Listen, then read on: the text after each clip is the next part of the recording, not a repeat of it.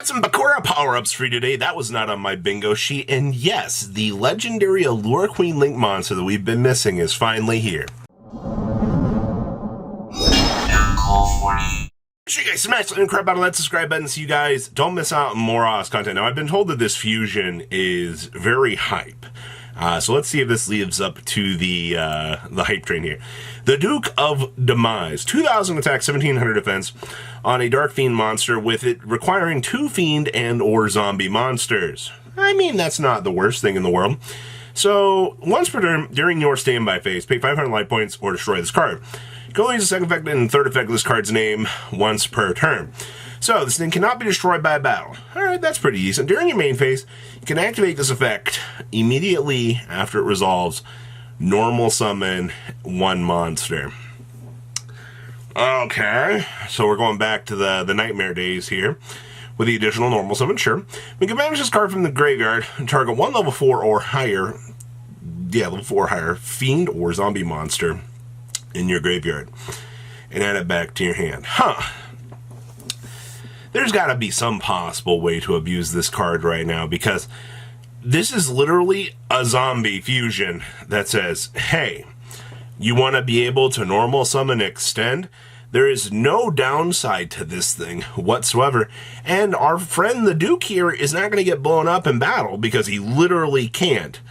That's, oh man, this card, I understand why this card lives up to the hype, because one little extra line of text here actually matters. What else we got back here? Spirit Illusion. Equip only to a level 5 or higher Fiend or Zombie monster.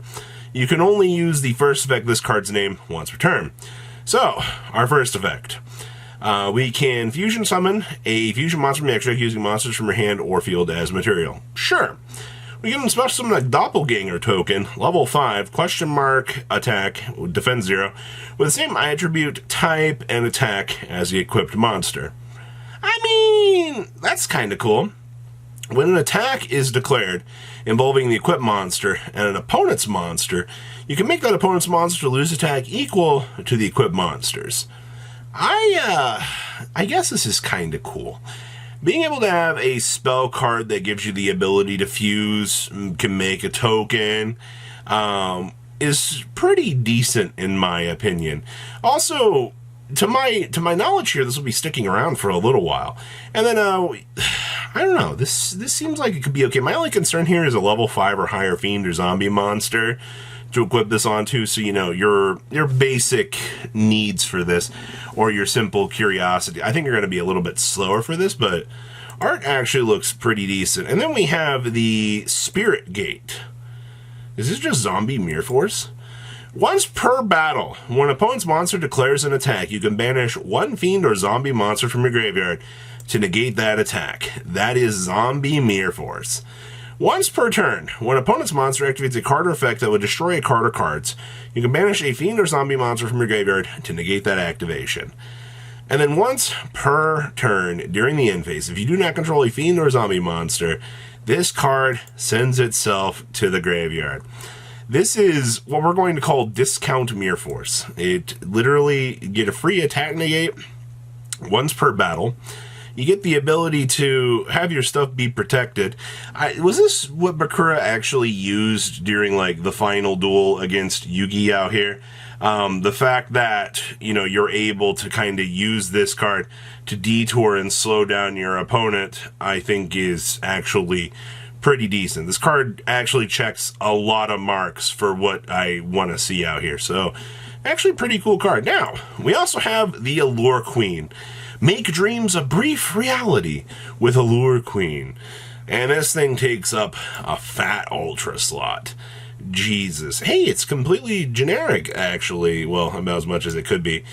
These arrows are also weird. Left, right, down. So, 3 spellcaster monsters to make this for 2,500. If this card is link summoned, you can special summon a Allure Queen monster from your deck or graveyard, and if you do, this card gains 1,500 attack till the end of the next turn.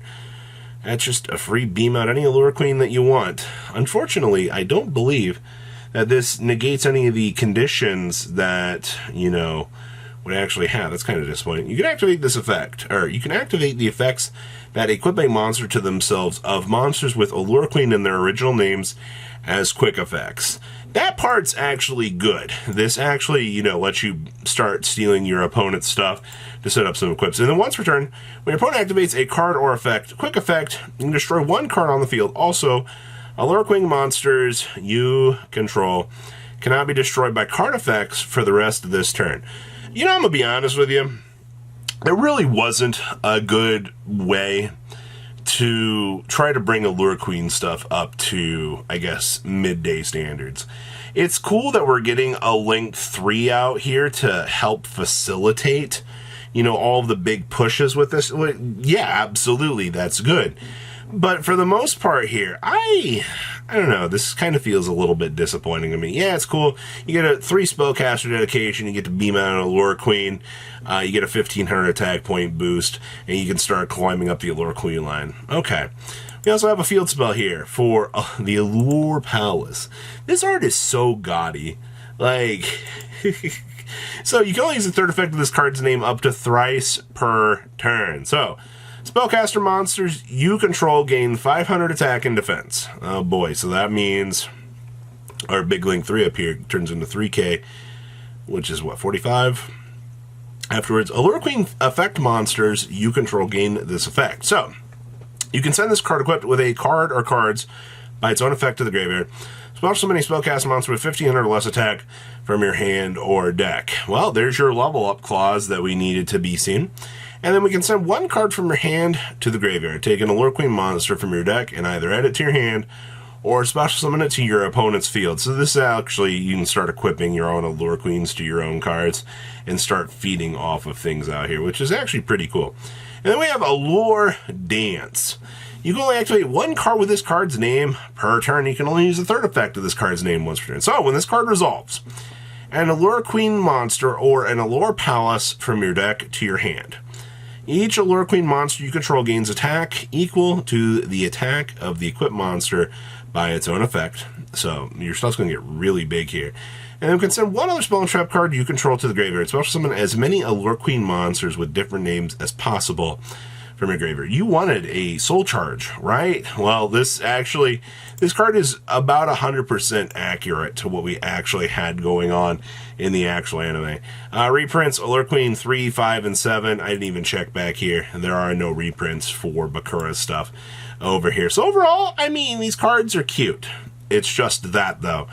They're cute. I fully expect to see something interesting out of these, though. So please, leave a comment down below. Tell me what you guys think. I'll see your beautiful faces back here later in the day, guys. Peace out. Patrons, thank you.